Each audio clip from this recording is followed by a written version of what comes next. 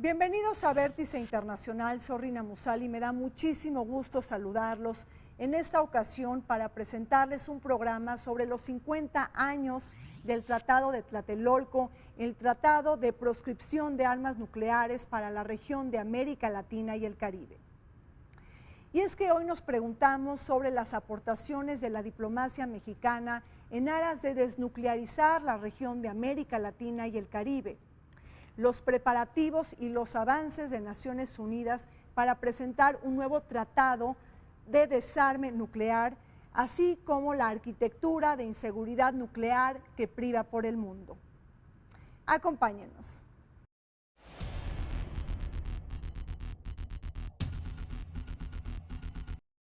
El Tratado para la Proscripción de las Armas Nucleares en América Latina y el Caribe, conocido como Tratado de Tlatelolco, es un instrumento jurídico firmado el 14 de febrero de 1967, cuya finalidad es prohibir el ensayo, uso, fabricación, producción, adquisición o emplazamiento, por cualquier medio, de toda arma nuclear directa o indirectamente dentro de dicha región. Fue propuesto por el presidente de México, Adolfo López Mateos, e impulsado por el diplomático mexicano Alfonso García Robles, como respuesta al temor generado durante la Guerra Fría por la crisis de los misiles en Cuba, cuando la Unión Soviética pretendió establecer en la isla una base nuclear para intimidar a los Estados Unidos. La preparación del texto fue encomendada por la Comisión Preparatoria para la Desnuclearización de América Latina, presidido por Jorge Castañeda y Álvarez de la Rosa, que fijó su sede en la Ciudad de México y mantuvo 4 sesiones plenarias. El Tratado de Tlatelolco busca, entre otras medidas, asegurar la ausencia de armas nucleares en la zona de aplicación, contribuir a la no proliferación de armas nucleares, promover el desarme general y completo, utilizar exclusivamente con fines pacíficos el material y las instalaciones nucleares, así como prohibir el recibo, almacenamiento, instalación, emplazamiento o cualquier forma de posesión de toda arma nuclear. En el documento se expresa el objetivo de consolidar un mundo de paz para la supervivencia de los pueblos, disponiendo que la Carta de las Naciones y los acuerdos regionales serían los principios que guiarían la labor de desarme de los países latinoamericanos y del Caribe para su propio beneficio y de toda la humanidad. Además, contempla que Estados Unidos, Reino Unido, Francia y los Países Bajos se adhirieron al no uso de energía nuclear para fines bélicos en sus territorios ubicados en la zona latinoamericana y del Caribe, y que los estados que poseen armas nucleares se obligan a respetar a las naciones que no las posean. El 14 de febrero del año 2017, los cancilleres de los estados de América Latina y el Caribe se reunirán en la Ciudad de México para conmemorar los 50 años del Tratado de Tlatelolco. Fue en el contexto de la crisis de los misiles en Cuba, uno de los momentos más tensos de la Guerra Fría, y en donde prácticamente nos estábamos enfilando hacia una catástrofe nuclear, que América Latina decidió prohibir el desarrollo, las instalaciones y los ensayos de armas nucleares en nuestra región. Ello con el firme compromiso de los países poseedores de armas nucleares de no utilizarlas contra nuestras naciones. Hablemos de los 50 años del Tratado de Tlatelolco, una enorme aportación de la diplomacia mexicana al mundo.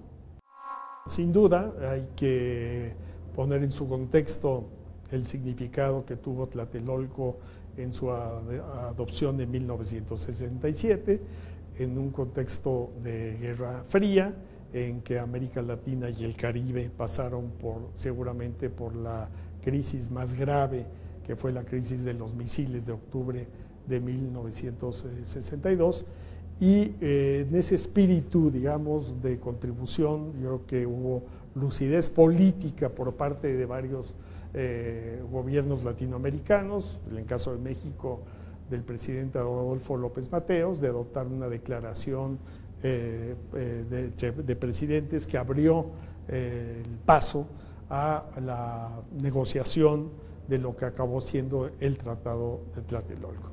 Pero lo que es importante es de que sin duda era una contribución muy significativa por ser la primera vez que una zona habitada quedaba libre de las armas nucleares, con 2 protocolos que implicaban el respeto por parte de las potencias nucleares y también de aquellas potencias que todavía tenían colonias o territorios no autónomos en la región.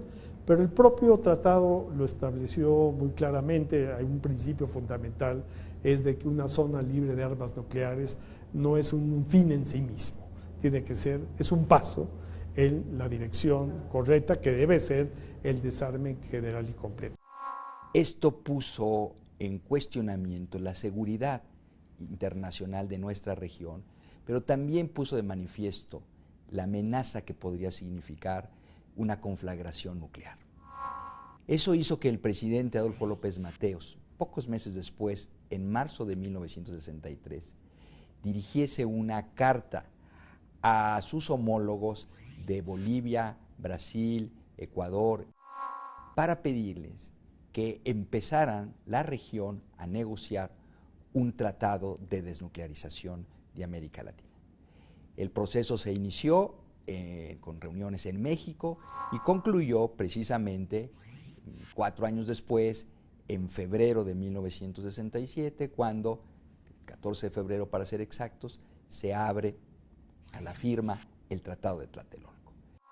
Aunque hay varios gobiernos latinoamericanos que demoraron un tiempo en adherirse al mismo, es el caso de Cuba, por ejemplo, es el caso también de Argentina y Brasil, recordando que estas dos naciones sí tuvieron iniciativas para desarrollar programas nucleares.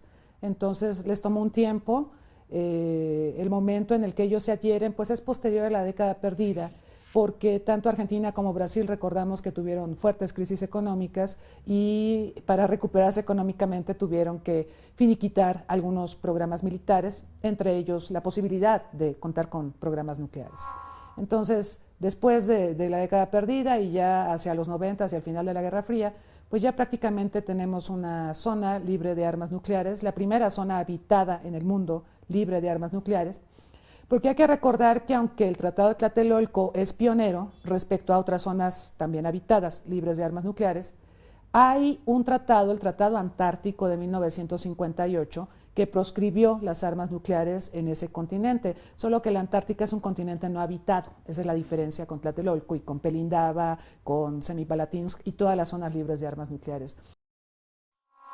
El Tratado para la Proscripción de Armas Nucleares en América Latina y el Caribe, o el llamado Tratado de Tlatelolco, que fue firmado el 14 de febrero de 1967, rechaza la noción de que las armas nucleares son garantes de la seguridad internacional.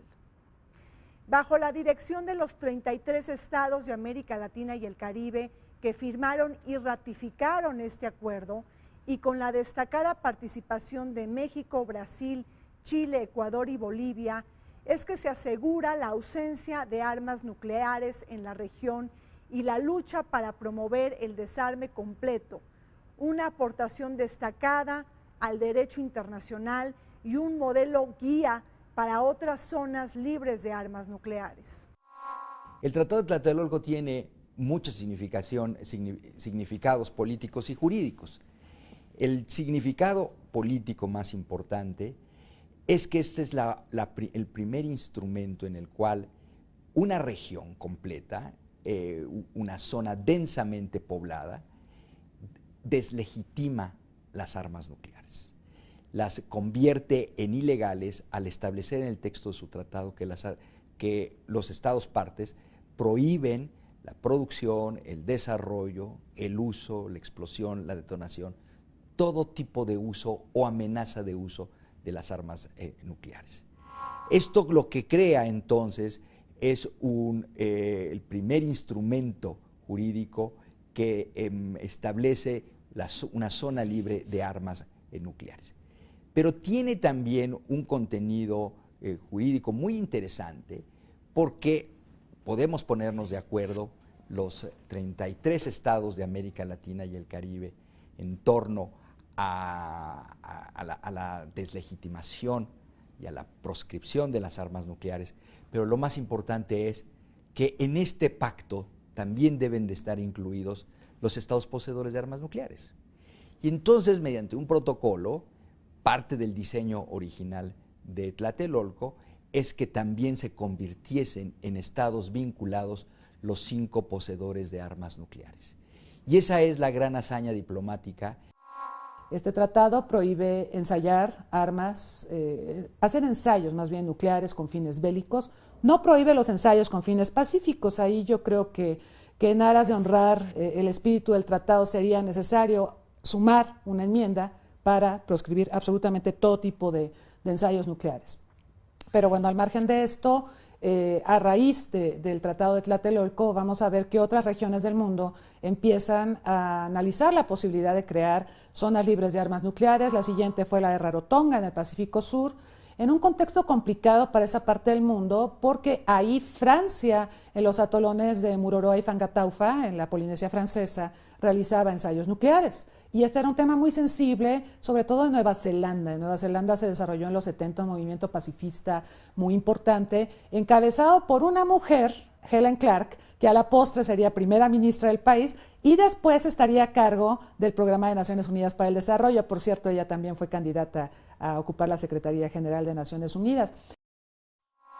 Yo creo que el tema del desarme nuclear o del riesgo justamente de la proliferación, el riesgo del armamento nuclear como amenaza a la existencia de la humanidad es muy vigente. Por eso países como México, Noruega, Austria también lanzaron en años anteriores el proceso de conferencias sobre el impacto humanitario de las armas nucleares, porque una arma nuclear se puede utilizar de manera deliberada, que es un alto riesgo. Hoy en día lo tenemos en el escenario de tensión entre Rusia y la OTAN, en que Rusia pues ve a la OTAN como una principal amenaza a su seguridad y no descarta en caso de conflicto el uso de las armas nucleares, pero también puede haber un accidente nuclear. O errores de cálculo. Errores de cálculo, de percepciones, un momento dado. La permanencia de América Latina y el Caribe como una zona libre de armas nucleares encontró eco en la diplomacia mexicana desplegada en manos de Alfonso García Robles, quien recibió el Premio Nobel de Paz en 1982 por sus gestiones para la proscripción de armas nucleares. A partir de este momento, México ha desarrollado una exitosa política de desarme y desnuclearización que rechaza el uso de las armas en fondos oceánicos, en actividades espaciales, así como la disponibilidad de armas pequeñas, químicas y de minas terrestres. El compromiso y la voluntad de México también quedó expuesta al ser el primer país con un programa nuclear desarrollado que aceptó el protocolo adicional del Tratado de No Proliferación Nuclear del Organismo Internacional de Energía Atómica, que permite inspeccionar sin limitaciones todas las instalaciones mexicanas. La seguridad internacional y la seguridad nacional también es amenazada con el uso de armas convencionales, con el uso de armas pequeñas y ligeras, con la fabricación y el tráfico ilícito de armas de fuego, municiones y piezas y componentes. Y ahí son varios los frentes en donde México ha tenido un liderazgo. Uno muy concreto: México es promotor en el seno de la Organización de los Estados Americanos del primer instrumento internacional que sanciona la fabricación y el tráfico ilícito de armas de fuego. Esto da lugar a una convención interamericana en la materia. Poco más adelante, México promueve en Naciones Unidas que la Convención de Naciones Unidas contra Delincuencia Organizada tenga un protocolo para sancionar la fabricación y el tráfico ilícito de armas de fuego. Y desde principios de ese siglo, México participa en las negociaciones en Naciones Unidas alrededor de el programa de acción de Naciones Unidas sobre armas pequeñas y ligeras. Recientemente México se convirtió en miembro del Acuerdo de Wassenaar, que es un acuerdo de control de exportaciones de armamento y uso dual. El punto culminante, el más reciente, es la negociación del Tratado de Comercio de Armas. El ciberespacio se está convirtiendo en un nuevo frente de guerra en este siglo XXI. ¿Crees que las centrales nucleares pudieran convertirse en blancos de ataques cibernéticos? Sin duda, pues hay propuestas que se han lanzado sobre la importancia de llegar a acuerdos internacionales en la materia, teniendo en cuenta que es un nuevo factor que está incidiendo en las relaciones internacionales. Y yo diría no solo el factor cibernético, sino el uso de la tecnología, como por ejemplo la utilización de drones y otros instrumentos pues de guerra que están teniendo un impacto en la política internacional, ¿no? Y este es un tema, pues China insistió mucho en este tema, es decir, ataques cibernéticos, pero también el tema de la utilización de armas de destrucción masiva, armas nucleares en el espacio exterior. Es decir, son temas que se agregan, digamos, a lo que son a la agenda más tradicional del desarme. El tema del ciberespacio es importante porque mucha información estratégica para el manejo, manipulación de las armas nucleares está en el ciberespacio. Y el ciberespacio es un entorno vulnerable. Digo, los espacios físicos que conocemos son vulnerables, pero el ciberespacio es sumamente vulnerable y sobre todo existe la preocupación de que en el ciberespacio se pueden llevar a cabo conflictos asimétricos. ¿Por qué? Porque a lo mejor si se llevara a cabo una guerra convencional contra Estados Unidos, cualquier país que quiera enfrentar a Estados Unidos lleva las de perder, porque Estados Unidos es una superpotencia, tiene un gran ejército, tiene gran tecnología. Entonces, en un combate convencional, ¿sí?, en el mundo real, sería muy difícil pegarle a Estados Unidos. Pero en el ciberespacio no es así. En el ciberespacio hemos visto ataques de Rusia y sobre todo de China, ¿sí?, y también de Irán y Corea del Norte, que le han hecho mucho daño a la infraestructura estratégica de Estados Unidos. Rusia propuso un tratado de ciberpaz. ¿Sí? Eso es muy interesante, es una propuesta de Putin. ¿En qué consistiría un tratado de ciberpaz? Bueno, Estados Unidos dijo, me parece interesante, pero entonces tendríamos que definir cuáles son las ciberarmas que se utilizarían, ¿no?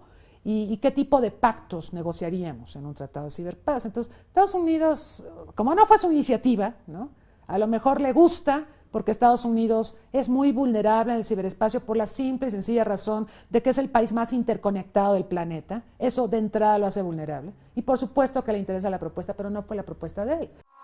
Yo manejo los hilos, yo manejo ciberguerra, yo te propongo a ti, Estados Unidos, que firmemos un tratado de ciberpaz. Más te vale que lo firmes, porque yo te puedo pegar. Ese es el mensaje de Rusia, ¿no?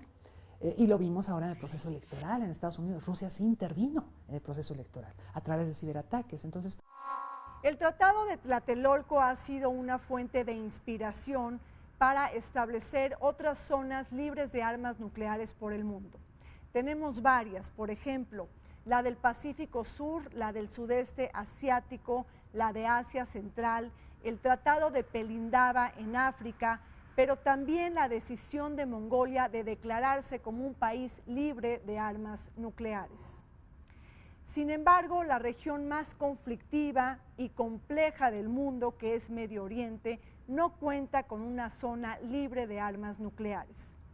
Aunque hay noticias alentadoras en el caso de que Siria se adhirió al Tratado de Armas Químicas o bien se ha firmado el pacto nuclear con Irán, que hoy está en entredicho por la presidencia en Estados Unidos en manos de Donald Trump, no olvidemos que Israel, dentro de esta región de Medio Oriente, es una potencia nuclear y que Arabia Saudita está enfilada en una carrera nuclear para enfrentar a su potencial enemigo, la República Islámica de Irán. Sin duda hay que tener en cuenta estos estados que no forman parte del TNP, que no ratificaron el propio tratado, India, Pakistán, en una zona crítica, el caso de Israel también, en que es muy reconocido su posesión del arma nuclear, el caso de Irán, que era seguramente el más sensible de los últimos años, y de ahí el mérito enorme del acuerdo nuclear sobre Irán, que no es un acuerdo entre Estados Unidos e Irán, hay que recordar que es un acuerdo multilateral que implica a Rusia, a China, a Francia, a Reino Unido y también a Alemania, ¿no?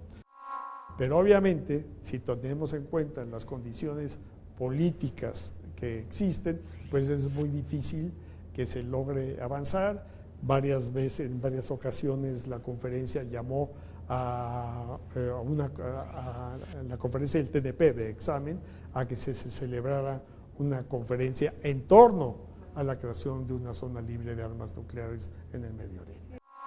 Ellos dicen que tienen el derecho a poseer armas nucleares porque cuando se creó el régimen de no proliferación, se creó con los que ya eran, ¿sí? Y entonces ellos dicen que es injusto que a ellos se les prohíba hacer potencias nucleares, porque es cierto, el Tratado de No Proliferación en cierto sentido es como el Club de Toby. Los que ya eran nucleares los reconoce el tratado, los que no, pues no pueden serlo. Es un argumento, vaya, difícil de rebatir, pero claro, a todos nos gustaría que India y Pakistán avanzaran en torno a hacer del sur de Asia una zona libre de armas nucleares. Luego tenemos otras dos zonas libres de armas nucleares muy importantes, la de Asia Central, Semipalatinsk. Semipalatinsk pues incluye a todos los países TAN, Kirguistán, Tayikistán, Uzbekistán, y está en Semipalatinsk la negociación porque fue en ese lugar, en el polígono de Semipalatinsk, donde la Unión Soviética ensayó la mayor parte de sus artefactos nucleares en la Guerra Fría, en Kazajstán. Obviamente, pues hay una serie de remanentes, contaminantes y demás de todos estos ensayos que hizo la URSS en esa parte del mundo. Entonces los países de la zona decidieron avanzar en la negociación para hacer al Asia Central una zona libre de armas nucleares. Entonces eso también ocurrió en la posguerra fría. Y la otra zona libre de armas nucleares es la del sureste de Asia, con todos los países de la Asociación de Naciones del Sureste de Asia, Indonesia, Malasia, Brunei, Filipinas, todos ellos, son 10 países, que deciden promover una zona libre de armas nucleares, pues por el vecindario en el que se asientan. Son vecinos de China, potencia nuclear, tienen cerca a Corea del Norte, potencia nuclear. Entonces ellos querían crear un clima de distensión y esa es la razón de ser de esa zona libre de armas nucleares.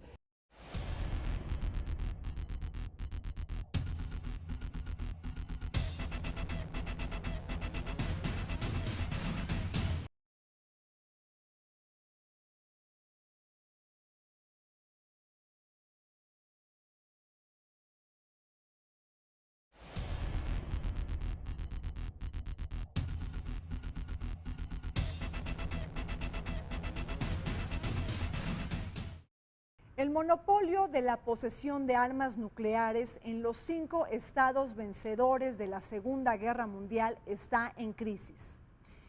En este año 2017, 9 países tienen armas nucleares. En manos de Estados Unidos, de Rusia, de Reino Unido, China, Francia, así como la India, Pakistán, Corea del Norte e Israel. Según las estimaciones del CIPRI, que es el Instituto de Estudios por la Paz en Estocolmo, estos 9 países abrigan 16,000 armas nucleares. La eliminación de las armas nucleares de la faz de la Tierra ha sido un objetivo fallido y difícil de alcanzar. Hoy no estamos habitando un mundo más seguro y más estable y por el contrario estamos heredando un futuro peligroso para las presentes y nuevas generaciones. Además, estamos viviendo la escalada nuclear, además de que la llegada de Donald Trump a la Casa Blanca pues no es un buen augurio para estos temas.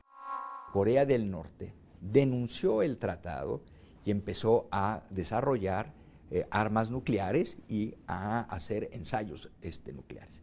Y por otro lado, hay otro grupo de países que nunca se convirtieron en partes del tratado y desarrollaron programas nucleares militares.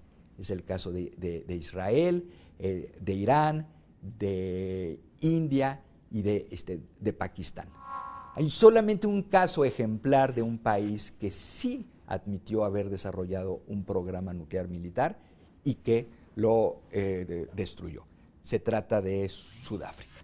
Pero este grupo de países que menciono están fuera del régimen del Tratado de No Proliferación. Y entre ellos, su explicación es de disuasión y de razones de seguridad regional. No solo una zona libre de armas nucleares, sino de armas de destrucción en masa. ¿Por qué? Porque, bueno, tenemos a Israel, que es una potencia nuclear no declarada Israel, pues sabemos, se sospecha, hay evidencias de que cuenta con armas nucleares, pero Israel oficialmente no lo reconoce. Israel mantiene la política de la opacidad, ni lo niega ni lo confirma.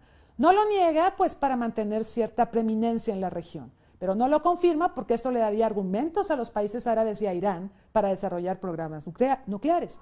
Entonces, ¿qué han hecho los países árabes y qué ha hecho Irán? Bueno, lo que ellos han hecho es buscar un equilibrio del terror, y dado que están impedidos para desarrollar armas nucleares, sí tienen programas de armas biológicas y químicas. Por esa razón, cuando se habla de distensar al Medio Oriente, se habla de que lo que se necesita no es solo proscribir las armas nucleares, sino proscribir en general las armas de destrucción en masa, categoría en que además de las nucleares se encuentran las químicas y biológicas. Y toda esta discusión, pues viene, digamos, el origen de toda esta discusión es Tlatelolco.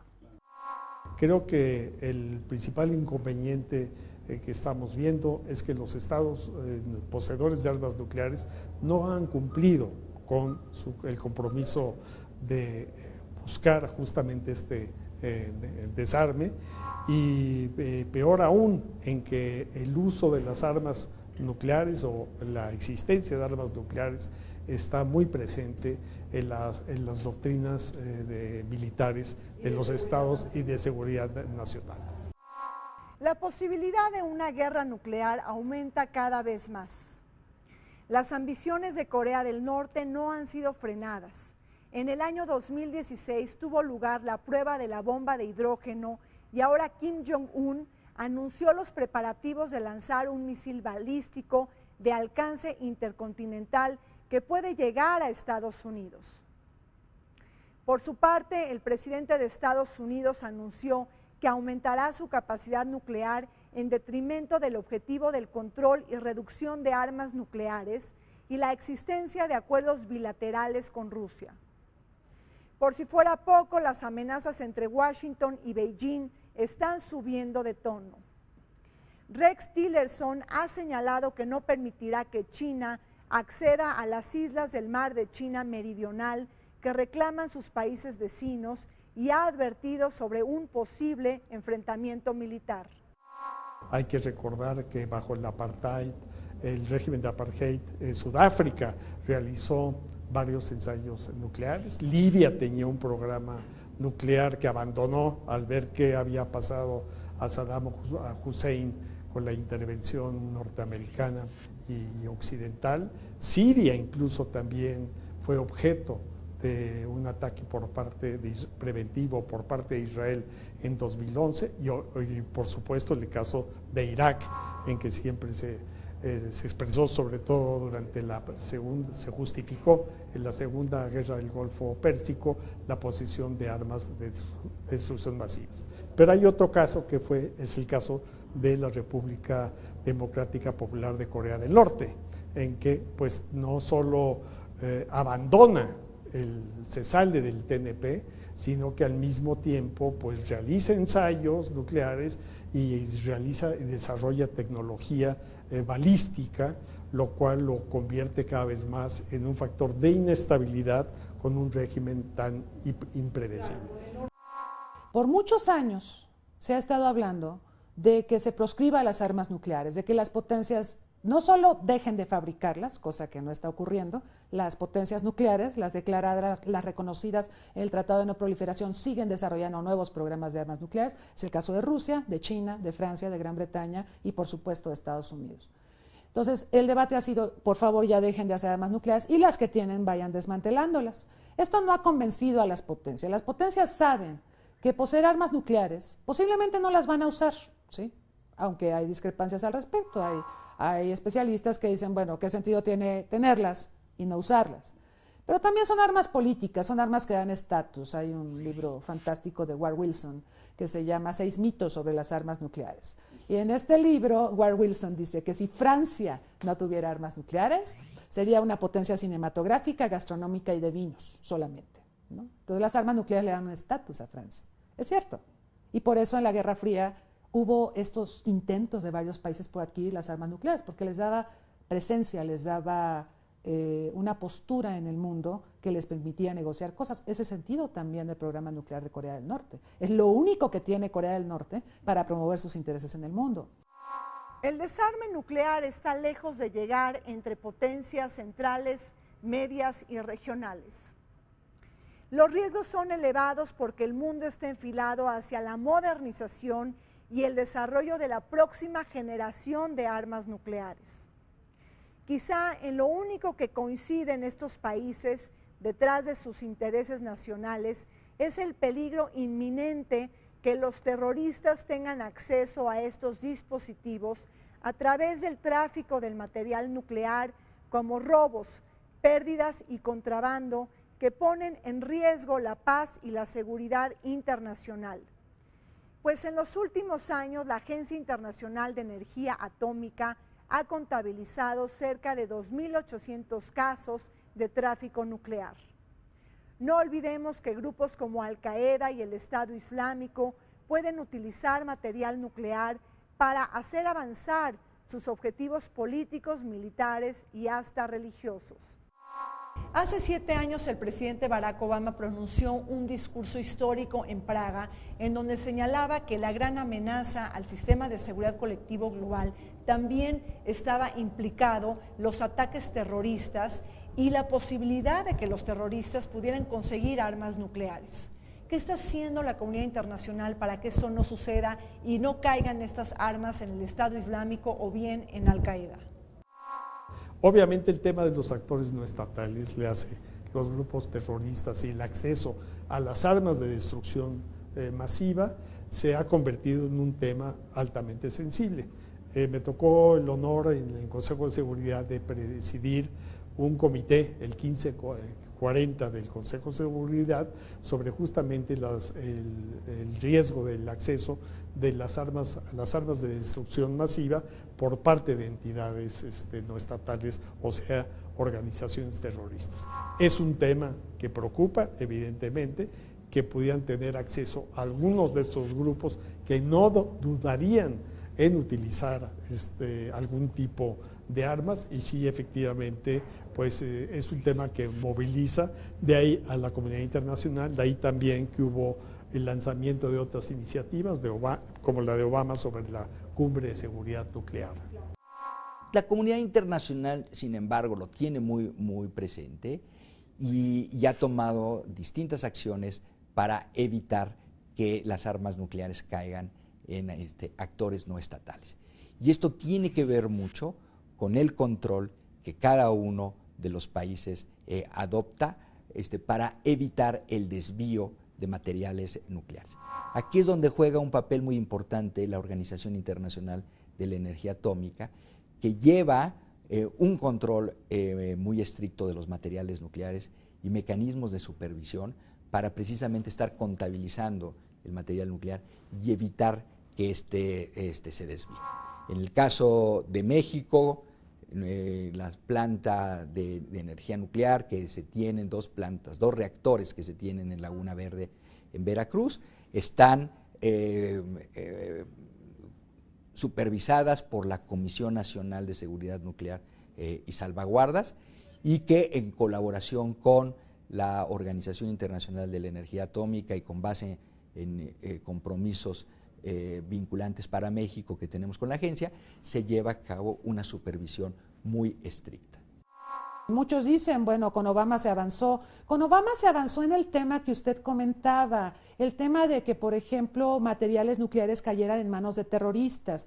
Pero Obama, usted se acuerda, hizo 4 cumbres sobre seguridad nuclear, que no eran cumbres de desarme, ¿sí? O sea, no era nuclear security, era nuclear safety. Safety es diferente de security, aunque acá lo traduzcamos como seguridad.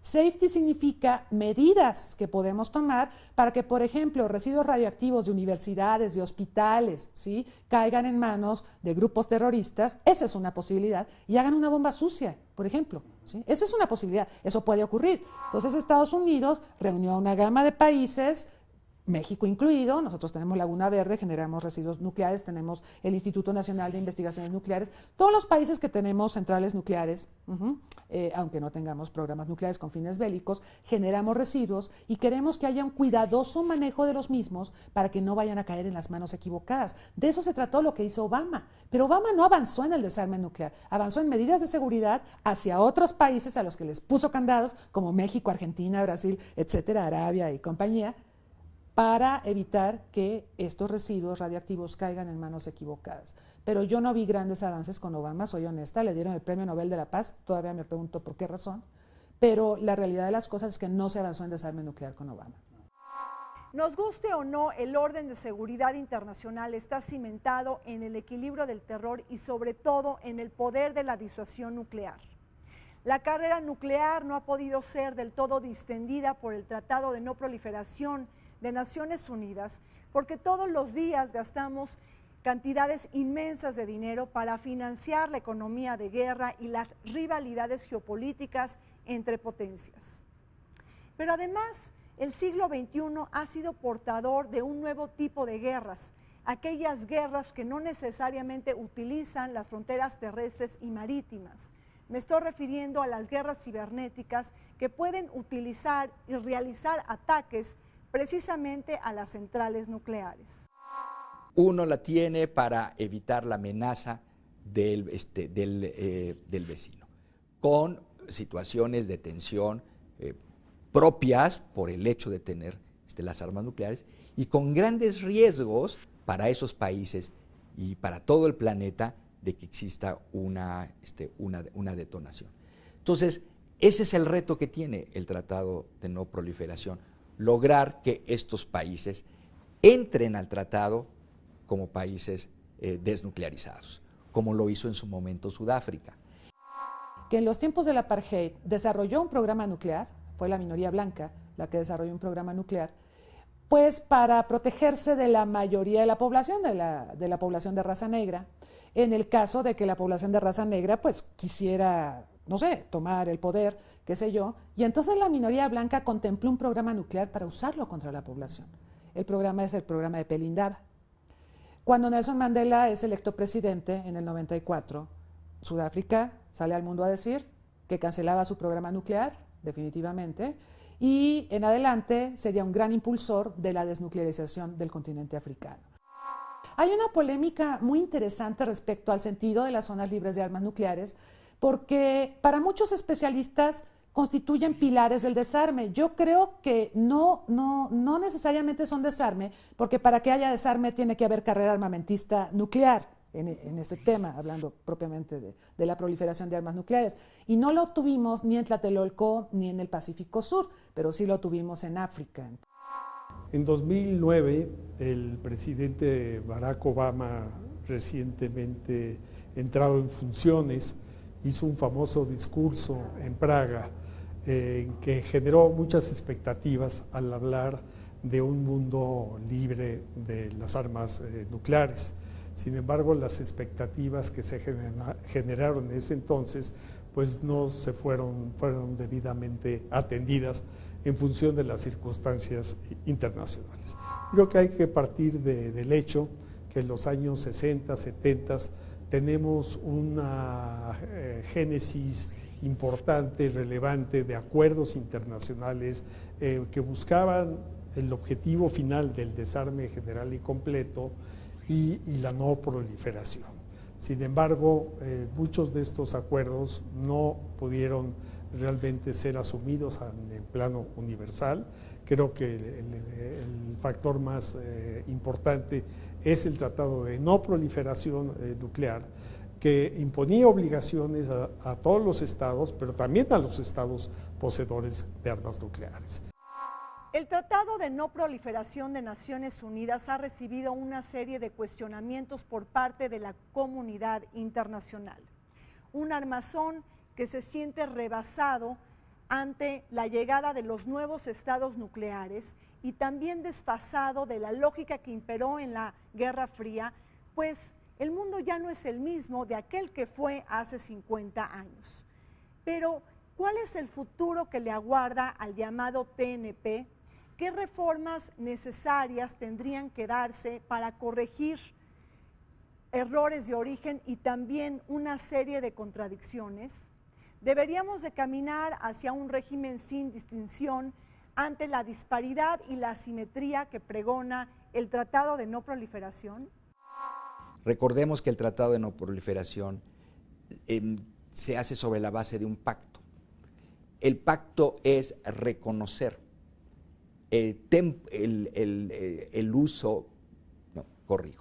reconocer la posesión temporal de las armas nucleares por parte de 5 países, los miembros permanentes del Consejo de Seguridad, pero bajo el entendido de que tendrían que iniciar un procedimiento hacia el desarme nuclear.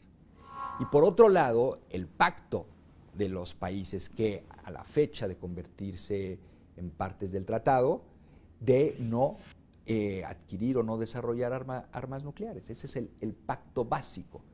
¿Cuál es el objetivo? Está en el nombre, la no proliferación. Pero esta no proliferación, entendida en el tratado, debe ser vista desde una perspectiva horizontal y vertical. Es decir, que no haya otros países que vayan adquiriendo armas nucleares, pero también que los países no vayan escalando sus arsenales nucleares. Desde tu punto de vista, ¿ha fracasado el régimen del monopolio nuclear basado en los 5 ganadores de la Segunda Guerra Mundial, es decir, la multipolaridad nuclear que hoy vemos también en manos de otros países como India, Pakistán, Corea del Norte e Israel? Pues hay que recordar de que siendo la piedra angular del sistema relativo a la energía nuclear, yo diría al tema nuclear, pero en un sentido más amplio, porque el tratado tiene 3 pilares. Es el tema de la no proliferación nuclear, es el tema del desarme nuclear y el de los usos pacíficos de la energía nuclear. Y nunca se ha podido realmente lograr un equilibrio entre la parte correspondiente a la no proliferación y al desarme general y completo que debería estar siendo implementado por los estados poseedores nucleares. Por los 5 estados poseedores de armas nucleares, hay otros actores que surgieron después. Pero al mismo tiempo hay que tener presente de que no se logró la universalidad del tratado en la medida que también algunos países violaron el espíritu mismo del propio tratado. Siguen perfeccionando armas nucleares. Por ejemplo, Inglaterra está con el programa Trident de submarinos nucleares, un programa costosísimo, pero siguen desarrollando nuevos tipos de armas nucleares. Entonces, ellos no se están desarmando. Y bueno, eso, pues, por supuesto, merma el espíritu de la no proliferación y sigue enviando el mensaje de que es útil tener armas nucleares. Todavía a estas alturas se sigue, digamos, apoyando esta idea, por lo menos a juzgar por la conducta que muestran las potencias nucleares. El tratado se revisa cada 5 años, ¿sí? Y nunca se ha logrado, desde 95, que es cuando se dijo que cada 5 años habría conferencias revisoras, nunca se ha logrado tener 2 conferencias revisoras exitosas seguidas, ¿no? Por ejemplo, en 2005 con la administración Bush hubo una conferencia revisora y fue un fracaso rotundo porque la administración Bush estaba combatiendo al terrorismo y tenía una actitud anti-negociación, anti-desarme. Luego llegó Obama en 2010 y hubo un espíritu de negociar y de fortalecer al régimen de no proliferación. Okay. Pero luego vino 2015, en el marco de la crisis de Rusia con Estados Unidos por Ucrania y varias asperezas que aparecieron ahí en el ambiente, y entonces fracasó miserablemente la conferencia revisora de 2015. Esa conferencia fracasa también por el tema de hacer de Medio Oriente una zona libre de armas de destrucción en masa, porque al final del día Estados Unidos apoyó a su aliado Israel, le dio el espaldarazo, lo compensó porque cuando Estados Unidos con Obama negocia el acuerdo de cooperación nuclear con Irán, Israel se enojó mucho. Dijo, ¿cómo vas a cooperar con mi enemigo? ¿No? Y bueno, Obama le explicó, es para poder tener acceso al programa nuclear de ellos y poderlos vigilar. Pero bueno, Israel se molestó mucho y la forma de compensar a Israel fue no apoyar la propuesta, por parte de Estados Unidos, no apoyar la propuesta de hacer de Medio Oriente una zona libre de armas nucleares. Eso reventó la conferencia revisora de 2015. Entonces, ahorita tenemos en perspectiva la de 2020. El año 2015 fue una cita importante para los temas del desarme mundial. Se revisó la aplicación del Tratado de No Proliferación Nuclear de Naciones Unidas en torno a su proliferación, el desarme y los usos pacíficos de la energía nuclear. Un encuentro que contó con la anuencia del gobierno de Estados Unidos, encabezado por el todavía presidente Barack Obama, pero que se fue descosiendo ante el duelo de enemigos, las inseguridades y las entrañas de la geopolítica global, que en su conjunto abonaron a la pérdida de confianza de este armazón internacional. Hoy la divisa que prevalece ante el nuevo habitante de la Casa Blanca es la incertidumbre y el miedo de que la salud del régimen de no proliferación nuclear pueda deteriorarse aún más. Con un portafolio de 16,000 armas nucleares en todo el mundo y de un aumento en los gastos militares, estamos perdiendo la partida del desarme nuclear. La administración de Obama invirtió a largo plazo para toda la presente década 348 billones de dólares. Ninguna administración norteamericana ha gastado tanto como la administración Obama en este terreno. Entonces no hay muchos elementos para ser muy optimista.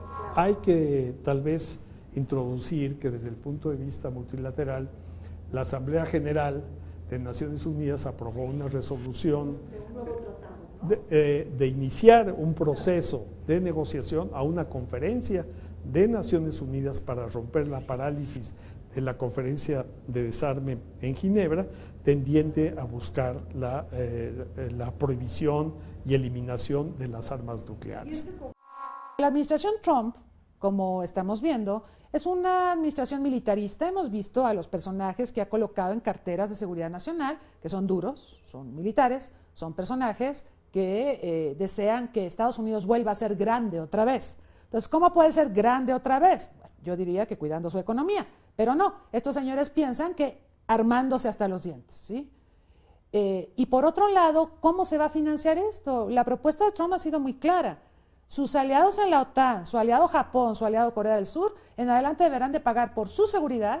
Estados Unidos los va a coordinar, esto es muy curioso, ¿no? O sea, yo te coordino, yo te digo cómo hacerle, pero tú pagas, ¿no? Y obviamente eso pues va a generar, o ya lo ha hecho, fricciones con sus aliados. Pero entonces quiere ahorrar allá para tener recursos y poder financiar sus programas militares dentro de Estados Unidos, incluido, por supuesto, el de modernización de armas nucleares. Entonces, estamos en un entorno internacional difícil para hablar de desarme, no hay el ánimo político, la voluntad política para hacerlo. Las celebraciones del 50 aniversario del Tratado de Tlatelolco se llevan a cabo un mes antes de que la ONU dirija las negociaciones de un nuevo tratado internacional para prohibir las armas nucleares. El trayecto que se está preparando para darle lugar a las negociaciones en materia de desarme nuclear. Esta iniciativa, impulsada por México y Brasil del lado latinoamericano y de Austria e Irlanda del lado europeo, en conjunto con otros países africanos, están presionando para que la comunidad internacional acuerde sobre un instrumento vinculante que lleve a la total eliminación de las armas nucleares. En esta reunión se contará con la participación de la sociedad civil y los detractores del movimiento nuclear. Efectivamente, tenemos hoy en día unos arsenales que son del orden de los 16,000 cabezas nucleares, 4,000 que son a nivel operativo. Es una reducción muy relevante si uno considera que en el punto más álgido de la Guerra Fría llegaron a haber cerca de 70,000 cabezas nucleares. Pero hay un tema que es el más importante, de que no se trata solo de la reducción, que efectivamente funcionó en los acuerdos entre Estados Unidos y Rusia, último acuerdo, el New START, en 2010. No hubo progresos porque la situación internacional se deterioró a partir sobre todo del tema de Ucrania, de la anexión de Crimea y la desestabilización. Pero el tema más importante es la modernización tecnológica. La realidad es que el tratado sigue siendo vigente, sigue siendo la piedra angular, pero sin lugar a dudas enfrenta nuevos retos. México, junto con otros países, Austria e Irlanda, empezó a promover la iniciativa humanitaria. ¿Qué es la iniciativa humanitaria? Es lograr la conciencia en la comunidad internacional sobre los efectos humanitarios y devastadores que tendría una explosión nuclear, aun si fuese simplemente accidental, sus efectos por la radiación y por la destrucción y por alteraciones en nuestro ambiente serían devastadores. Entonces, a partir de la iniciativa nuclear, se celebran conferencias, una de ellas muy importante en Nayarit en el año 2014, que van avanzando poco a poco para ir creando una conciencia colectiva sobre la proscripción de las armas nucleares. ¿Qué es lo que quisiera alcanzar México? Pues, que el Tratado de Tlatelolco, o mejor dicho, que la norma contenida en el Tratado de Tlatelolco fuese de alcance universal. La pauta nos la dio Fukushima. Fíjese, y ese no fue un accidente provocado por armas nucleares, fue una planta nuclear que después de un terremoto devastador se averió y generó emisiones radiactivas que dañaron muchos kilómetros y a muchas personas, ¿sí? Entonces el argumento es, estamos expuestos a un accidente nuclear. Puede ser por una nucleoeléctrica o puede ser porque hay alguna situación con las armas nucleares que existen. Entonces, ¿qué pasaría en un escenario de ese tipo? Pues fíjese que en las cumbres que se organizaron en Nayarit, en Viena, vinieron agencias humanitarias de la ONU, organismos no gubernamentales. ACNUR, por ejemplo, hizo una presentación maravillosa donde mostraba el radio de la detonación y los kilómetros de contaminación que se generarían después de la detonación. Y ACNUR declaró, ante esto ACNUR no puede atender refugiados por un desastre nuclear, porque el personal que acudiría a ayudarlos se vería severamente afectado. O sea, no hay forma de proveer asistencia humanitaria a víctimas de las armas nucleares o de accidentes nucleares. Pese a que Naciones Unidas está haciendo un esfuerzo invaluable para evitar la carrera nuclear, los resultados no están a la vista. El status quo sigue inamovible para los 5 países miembros permanentes del Consejo de Seguridad que poseen armas nucleares, estas armas mortales y tóxicas para el mundo. Y el mundo está estancado porque también tenemos la no materialización del Tratado de Prohibición de Ensayos Nucleares, pero también del material fisible. Y es que recordemos lo que señaló Albert Einstein: no sé con qué armas se luchará en la Tercera Guerra Mundial, pero sí sabía que en la Cuarta Guerra Mundial se haría con piedras y palos.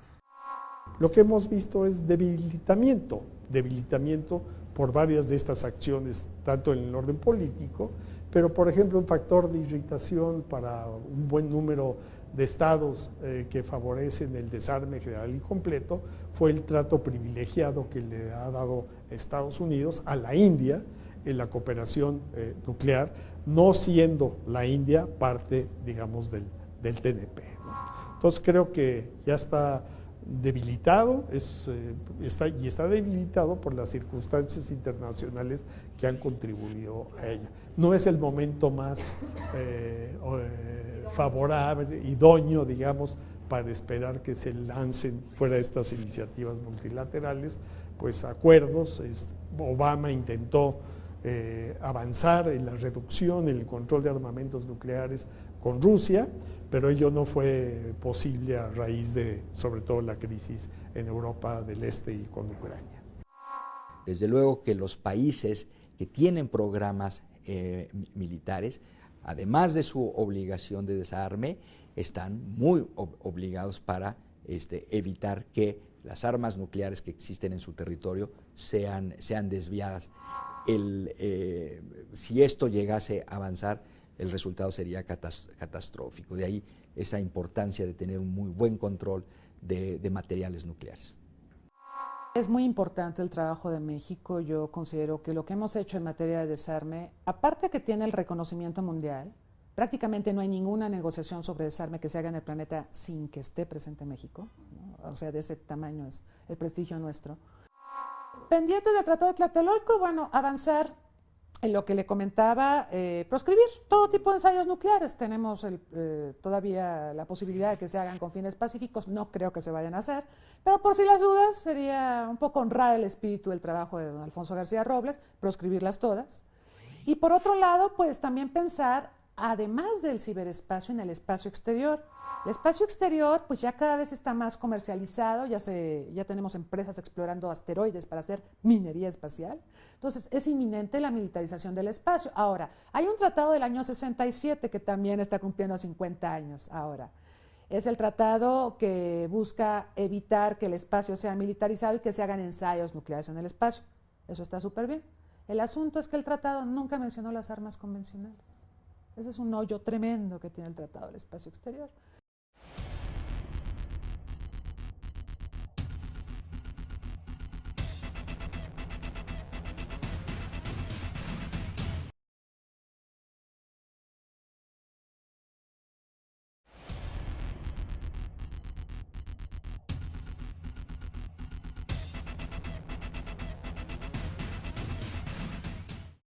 Vayamos con el comentario de Federico Lamont en temas migratorios y fronterizos.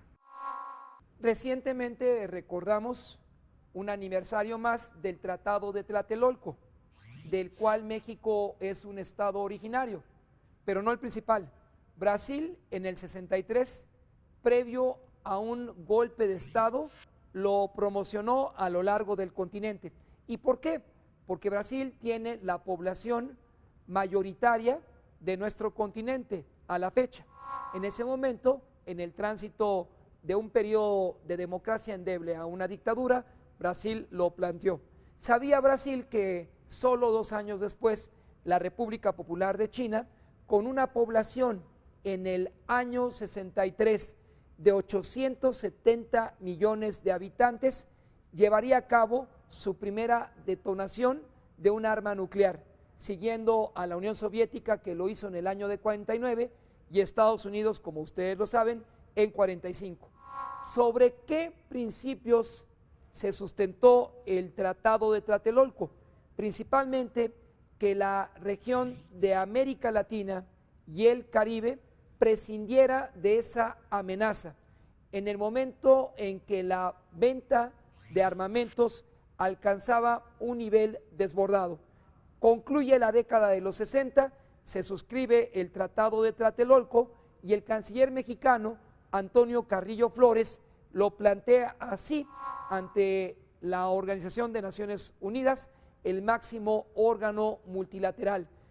El planeta no podrá descansar y la amenaza nuclear será un síntoma de la movilidad mundial si ésta no logra contenerse. Y tenía razón, porque de las naciones de la Europa del Este, de Checoslovaquia, una sola nación, en ese momento, Hungría, particularmente, y Polonia, inmigraron hacia Europa Occidental más o menos 400,000 personas. Ellos temían que ante la emergencia del Pacto de Varsovia, el bloque militar de la Unión Soviética, sus naciones fueran afectadas ante un eventual inicio de hostilidad nuclear entre el Pacto de Varsovia, por un lado, y la Organización del Tratado del Atlántico Norte, que en ese momento representaba más o menos a 700 millones de personas. Este capítulo es historia, pero en su esencia, el Tratado de Tlatelolco dejó en la comunidad internacional la posibilidad de prescindir de las armas nucleares, aunque los 5 miembros del Consejo Permanente de ONU las mantienen, particularmente China, Francia, Estados Unidos y otros no miembros como Pakistán y la India. Veamos esta entrevista en Asuntos Migratorios.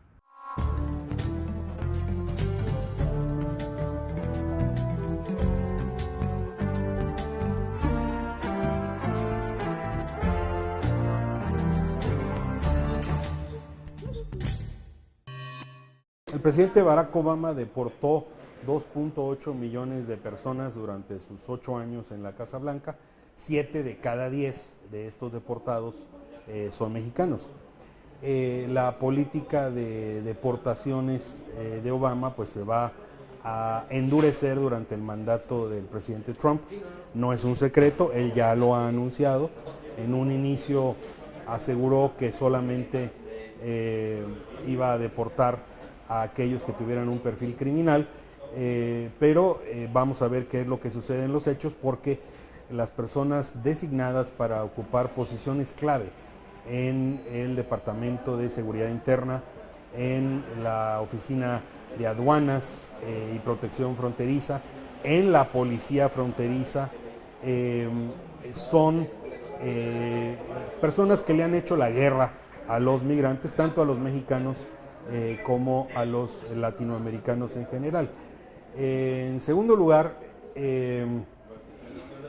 evidentemente la frontera estadounidense-mexicana será el escenario más complicado en este tema de las deportaciones, sobre todo porque Estados Unidos está en proceso de externalizar su frontera hacia el río Suchiate.